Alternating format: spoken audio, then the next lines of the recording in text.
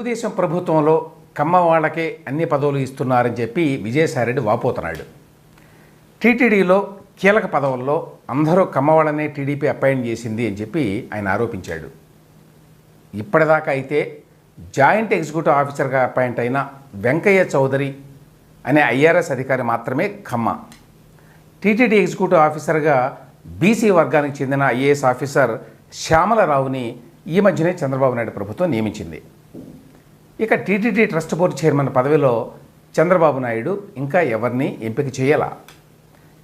TTD చైర్మన్గా కమ్మ కులానికి చెందిన వ్యక్తినే నియమించబోతున్నారు అని ముందే ఊహించుకొని విజయసాయిరెడ్డి ఈ ట్వీట్ చేశాడు. టీటీడీ చైర్మన్గా నిజంగానే కమ్మ కులానికి చెందిన వ్యక్తిని నియమిస్తే అప్పుడు ఆ విమర్శకు కొంతైనా అర్థం ఉంటుంది.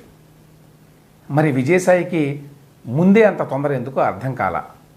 ఇంకా గమ్మత్తు ఏంటంటే వైసీపీ అధికారంలో ఉన్నప్పుడు టీటీడీని మొత్తం రెడ్లతోనే నింపారు.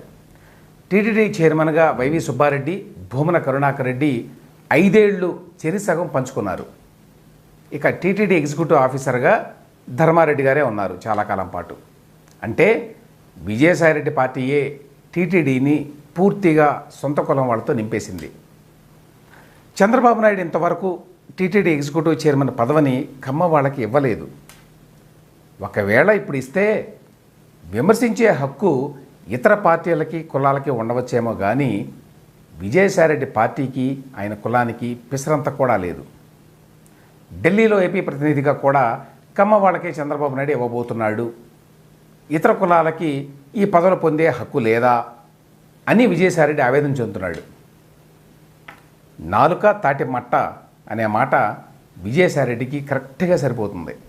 ఎందుకంటే ఢిల్లీ ప్రతినిధిగా చంద్రబాబు నాయుడు ఇంతవరకు ఎవరిని అపాయింట్ చేయలేదు, ఎవరిని చేస్తాడో ఇంకా తెలియదు.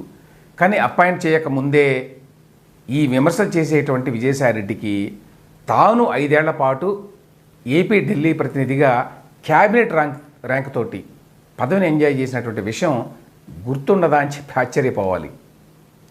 ప్రభుత్వం మొత్తాన్ని కులమయం చేసిన జగన్మోహన్ రెడ్డి, విజయసాయిరెడ్డి లాంటి వాళ్ళు కులం గురించి మాట్లాడితే ఎలర్జీ వస్తుంది. జగన్మోహన్ రెడ్డి అధికారంలో ఉన్నప్పుడు దాదాపు 60 స్కీములకి తన పేరు పెట్టుకున్నాడు. తన జేబులో డబ్బులు ఖర్చు పెట్టి పథకాలను అమలు చేస్తున్నట్టు, లేకపోతే తానేదో రారాజు అయినట్టు ప్రతి స్కీమ్కి జగనన్న అని తోక తగిలించాడు. చంద్రబాబు నాయుడు ప్రభుత్వం వచ్చాక చాలా వరకు ఈ పేర్లను తొలగించారు. ఇప్పుడు ఎడ్యుకేషన్ డిపార్ట్మెంట్లో మంత్రి నారా లోకేష్ ఒక మంచి నిర్ణయం తీసుకున్నాడు. ఈ స్కీముల్లో కొన్నింటికి నిజమైన మహానుభావుల పేర్లు పెట్టాడు. జగనన్న అమ్మఒడిని తల్లికి వందనం అని, జగనన్న విద్యా కానుక్కి సర్వేపల్లి రాధాకృష్ణన్ విద్యార్థి మిత్ర అని, జగనన్న గోరుముద్దకి డొక్కా సీతమ్మ మధ్యాహ్న బడి భోజనం అని, జగనన్న ఆణిముత్యాలు స్కీమ్కి అబ్దుల్ కలాం ప్రతిభా పురస్కారం అని పేర్లు మారుస్తూ లోకేష్ ఆదేశాలు ఇచ్చారు. ఇన్నాళ్ళకి ఈ పథకాలకి గౌరవనీయమైన వ్యక్తులు, ప్రముఖుల పేర్లు పెట్టారు. ఇది అందరూ కూడా వెల్కమ్ చేయాల్సిన నిర్ణయం. జగన్ ప్రభుత్వం రాష్ట్రంలో యావత్ బ్యూరోక్రసీని భ్రష్టు పట్టించింది. మీలో పాపం చేయని వారెవరు అని జీసస్ క్రైస్ట్ అడిగినట్టుగా గడిచిన 5 ఏళ్లలో ప్రతి అధికారికి జగన్ ఏదో ఒక మరక అంటించాడు. దీంతో కొత్త ప్రభుత్వానికి ఎవరిని నమ్మాలో ఎవరిని నమ్మకూడదో తెలియని పరిస్థితి ఏర్పడింది. మరి ముఖ్యంగా పోలీసు వ్యవస్థలో ఉన్నతాధికారుల్లో చాలామంది మీద చాలా ఆరోపణలు ఉన్నాయి. వైసీపీతో అంటకాగిన ఆఫీసర్లకు కూడా చంద్రబాబు నాయుడు ప్రభుత్వం మంచి పోస్టింగ్లు ఇస్తోంది అని తెలుగు తమ్ముళ్ళు కూడా చాలా అసంతృప్తితో ఉన్నారు. అయితే అందరినీ కాదనుకుంటే ఎవరి చేత పని చేయించుకోవాలని చెప్పి చంద్రబాబు తలపట్టుకుంటున్నారు.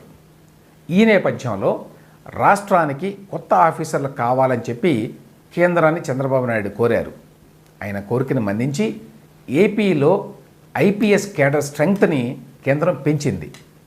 ఈ మేరకు తాజాగా కేంద్రం నోటిఫికేషన్ కూడా జారీ చేసింది. ప్రస్తుతం ఏపీలో 144 మంది ఐపీఎస్లు ఉన్నారు. ఇప్పుడు ఐపీఎస్ కేడర్ స్ట్రెంగ్త్ని కేంద్రం 174కి పెంచింది. దీనివల్ల రాష్ట్రానికి కొత్త ఐపీఎస్ అధికారులు వస్తారు. వాళ్లతో చంద్రబాబు నాయుడు మెరుగైన పాలన ఇవ్వగలరేమో చూడాలి. జగన్మోహన్ రెడ్డి తన 5 ఏళ్ల అధికారంలో ఉన్నప్పుడు ఒక్కసారి కూడా రాష్ట్రంలో ప్రెస్ మీట్ అనేది నిర్వహించాల.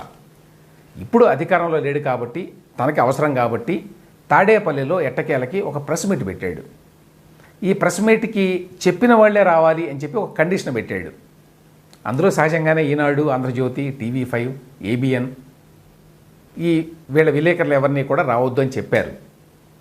ఆ పిలిచిన వాళ్ళు కూడా కెమెరాలు పెట్టడానికి వీల్లేదని చెప్పి ఆంక్షలు కూడా విధించారు.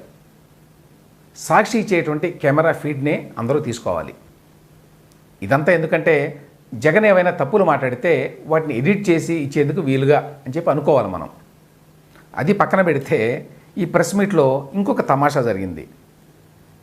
చంద్రబాబు నాయుడు మిమ్మల్ని మాఫియా లీడర్ పాబ్లో ఎస్కోబార్తో పోల్చాడు అని విలేకరు అడిగితే జగన్ రియాక్షన్ మామూలుగా లేదు.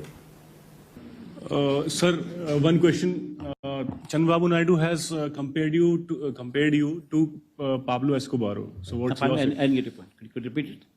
Sir, Chandrababu Naidu yesterday, compared yourself to Pablo Escobar, the Russian drug lord. So what's your say about that? Colombian. Yes. What is his name? Pablo Escobar. What is it? Pablo Escobar. Huh? Boy. Pablo Escobar. Pablo, sir. Pablo. So he's more of a Colombian drug lord, sir. Is he Chandrababu's friend? That he knows his name so well. He must be, otherwise I don't know his name itself. And on the other hand, Chandrababu Naidu is repeatedly speaking of a particular person. And also must be. Sir, In a sense, since you are in Andhra Pradesh, you know who is the mafia and who is doing what.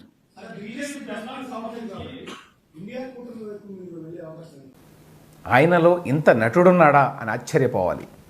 జగన్కి Pablo Escobar అంటే ఎవరో తెలియదంటే నమ్మగలమా? దేశంలోనే second most powerful person Chandrababu Naidu అని senior journalist Rajdeep Sardesai అన్నాడని చెప్పి TDP అభిమానులు బాగా ప్రచారం చేస్తున్నారు.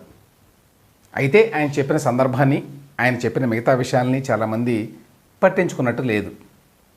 ఏడాది కిందట బీజేపీ నాయకులను కలవడానికి ఢిల్లీ వస్తే చంద్రబాబు నాయుడికి సరైన స్పందన రాలేదు అక్కడ.